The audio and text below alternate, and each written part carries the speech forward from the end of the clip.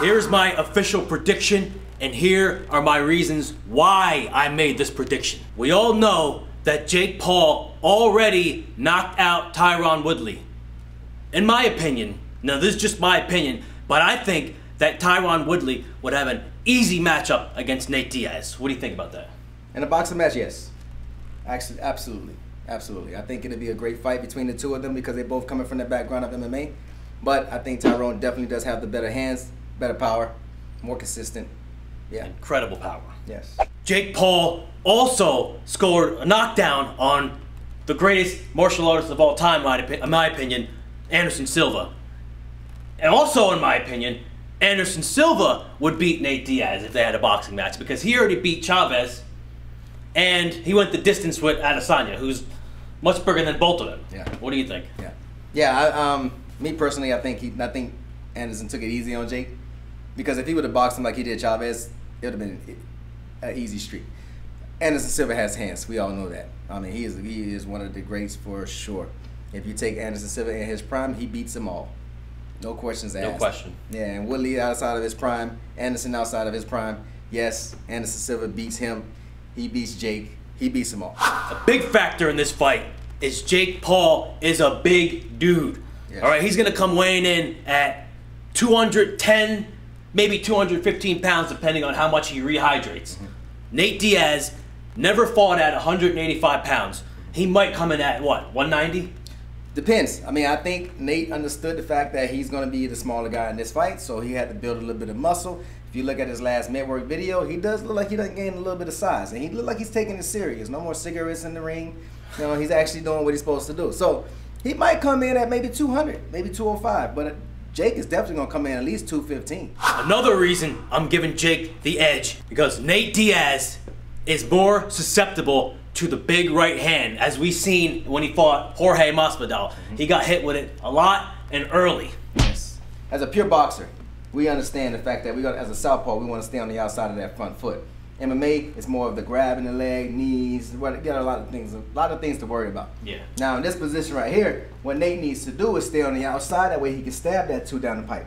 Got it? A pure boxer. If there's a right hand that throws a right hand, it's easy for us to sidestep, boom, shoot it straight, or step off the outside of the line and shoot it straight as well. Same thing vice versa, slipping in the inside, shooting the uppercut and shooting straight as well.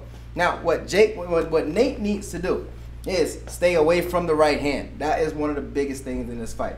If he does overload and throws at the right hand, he needs to sit down and he can rip here, boom, or straight left.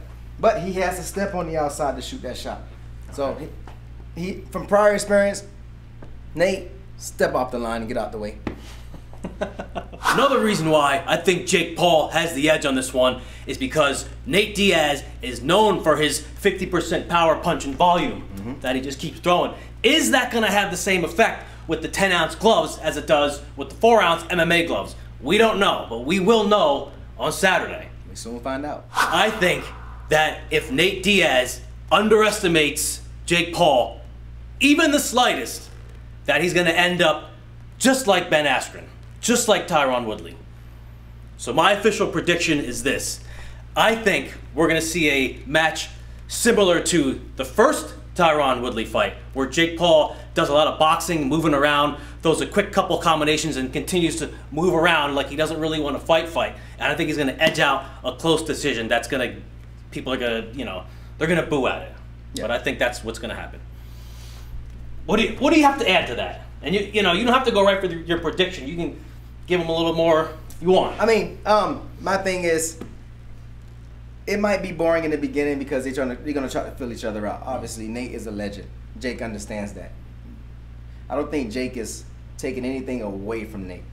Me personally, I think Jake is a little worried because of the consistency, because he can take a punch, because of these things. But he shouldn't have to worry.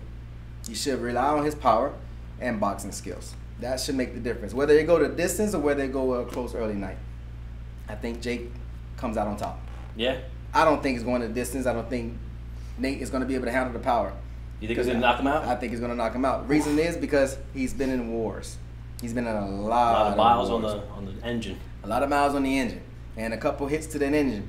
It always falls. Especially at this weight class, At this weight class, in a boxing ring, taking that much damage over and over and over and over. It wears on you after a while. And Jake's only been in the game for so long, so he doesn't have that much wear and tear. And he's smart. He knows how to tie up. He knows how to clinch, when to clinch. He's becoming a great fighter. He's becoming a really good boxer in this game. He is. And it's his stage. People got to remember that. This is Jake's stage. This is not Nate's stage. This is Jake's stage. He runs the show. And as a person that runs the show, when the boss walks into his own spot, he don't got to say nothing. He knows what it is. Yeah. And Jake knows what it is when he walks in there. He's going to hold his ring down. He's going to hold his name down. He's going to beat Nate Diaz. And I say it ain't going the distance. There you have it. Technique boxing. All day. Coach JT. Director, producer of a real-life underdog story. Out now, Amazon Prime Video, starring myself and Platinum Mike Perry. Did you see that? Do you know that was him right there? Yeah, you know him as head coach, right? Yeah, he's the head coach right here, right? We got a conflict of interest going on right here. But there you have it. You got my opinion and you got Coach JT's opinion. Is both for Jake Paul. Who would have thought? But you know what? I didn't even know that was my prediction until we got in here and we started talking about it. And it just formulated.